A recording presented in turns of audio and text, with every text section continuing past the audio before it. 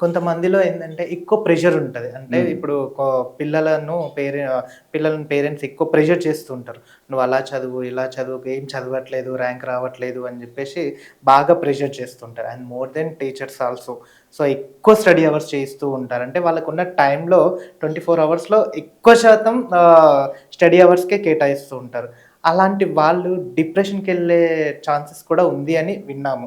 నిజమే అంటారా? 100కి 110% రైట్ అండి. కారణం ఓకే. ఏంటంటే, ఒత్తిడనేది హ్మ్. సగటు ఒక ఓకే.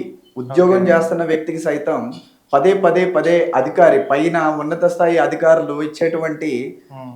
జాబ్‌కి సంబంధించిన, ఉద్యోగానికి సంబంధించిన రొటీన్ థింగే. అదేమీ కష్టం గాదు. హ్మ్. రోజు చేసే పనే. కానీ ఓకే. ఒక ఒత్తిడికి గురైతే ఆటోమేటిక్‌గా ప్రెషర్ అనేది ఫీల్ అవుతా ఉంటాం. ఓకే. స్టూడెంట్‌కి ప్రాబ్లమ్ ఏంటంటే, మోస్ట్ ఆఫ్ ద కేసెస్‌లో విద్యార్థులు ఆల్రెడీ స్కూల్‌లో బాగా చదువుకుంటూ ఉంటారు. హ్మ్. అక్కడ ఆల్రెడీ ఉదయం నుంచి ఈవినింగ్ వరకు కూడా అకాడమిక్స్‌లోనే ఉంటారు. హ్మ్. మళ్ళీ ట్యుటోరియల్స్ మనకి స్పెషల్ క్లాసెస్ ఉంటున్నాయి. లేకపోతే ట్యూషన్స్ ఉంటున్నాయి. మళ్ళీ పేరెంట్స్ కూడా సగటు ప్రెషరైజ్ చేయడం వల్ల ఏంటంటే పదే ఒత్తిడి చేయడం వల్ల ఏంటంటే వాళ్ళకి ఒక రకంగా డిప్రెషన్‌కి లోనయ్యే పాసిబిలిటీ చాలా ఎక్కువ ఉంటుందండి. అందువల్ల ఏంటంటే అసలు ఆ స్టూడెంట్, ఆ విద్యార్థి ఏ లెర్నింగ్ ఎబిలిటీ ఉంది? వాడి కెపాసిటీ ఎంత? వాడి ఐక్యూ లెవెల్ ఎంతుంది? వాడి ఎమోషన్స్ ఎలా ఉన్నాయి? మొత్తాన్ని ఒక్కసారి గనక మనం పరిశీలించగలిగితే ఓకే. హ్మ్. సూపర్‌గా కస్టమైజ్డ్ సొల్యూషన్స్ ఇవ్వొచ్చండి. ప్రెషర్ లేకుండా ఆడుతూ, పాడుతూ చదువుకోవచ్చు పిల్లలు. హుహుహు. ఇలాంటి విధానాలు కూడా ఉన్నాయి. హ్మ్. యెస్. హ్మ్. అంటే దీనికి సంబంధించిన కేసెస్ మీ దాకా ఏమన్నా వచ్చిన ఛాన్స్ నేను ఉందా? రెగ్యులర్‌గా డైలీ నా ప్రాక్టీసే ఇదండి. ఓకే. నా ప్రాక్టీసే ఇది. ఏంటంటే, ఎవరు ఎందుకు ఇలా ప్రవర్తిస్తున్నారు? బిహేవియరల్ ఆర్కిటెక్ట్ ఏంటంటే, వాళ్ళ యొక్క ప్రవర్తన ఎందుకుంటుంది? ఎగ్జాంపుల్ చెప్పాలంటే ఒక కేసు ఇక్కడ నేనేంటంటే ఇది పబ్లిక్ కాబట్టి నేను ఐ డోంట్ వాంట్ టు, ఎందుకంటే మేము ఎవరికీ క్లయింట్ డీటెయిల్స్ ఎప్పుడు గోప్యంగా ఉంచుతాం. సో, చెప్పం. కానీ చెప్తున్నాను. పేర్లు చెప్పట్లేదు. ఒక అమ్మాయికి physics pressure. Okay. Physics pressure ఇచ్చారు. ఎప్పుడు? హ్మ్. ఇంటర్మీడియేట్‌లో. హ్మ్. ఆ ఫిజిక్స్ ఏంటి? IIT foundation.